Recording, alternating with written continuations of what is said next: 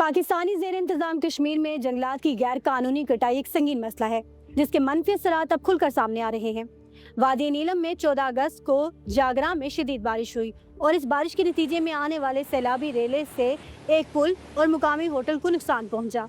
صرف اتنا ہی نہیں ہوا، اس سیلابی ریلے کے ساتھ بڑے پیمانے پر قیمتی لکڑی بہہ کر دریائے نیلم میں نوسیری ڈیم کے مقام پر جمع ہو گئی۔ محکمہ جنگلات کے حکام کے مطابق اب تک نوسیری ڈیم کے قریب سے تقریباً 7000 فٹ قیمتی لکڑی نکالی جا چکی ہے، جس میں زیادہ تر لکڑی غیر قانونی ہے۔ یہ معاملہ نیا نہیں ہے۔ کشمیر میں جنگلات کا رقبہ تیزی کے ساتھ سکڑ کر کم ہو رہا ہے۔ کلائمیٹ چینج ایکسپرٹ ڈاکٹر سردار رفیق کے مطابق کشمیر میں جنگلات کا رقبہ صرف 9% رہ گیا ہے، جس کی وجہ سے درجہ حرارت میں تیزی کے ساتھ اضافہ ہو رہا ہے اور گلیشیئرز پگھل رہے ہیں۔